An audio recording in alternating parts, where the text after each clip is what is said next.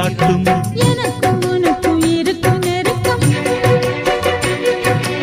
இளமை தொடங்கி முதுமை வரைக்கும். இரவும் பகலும் உறவை வளர்க்கும் இடையில் இருக்கும் தடையை தகர்க்கும்.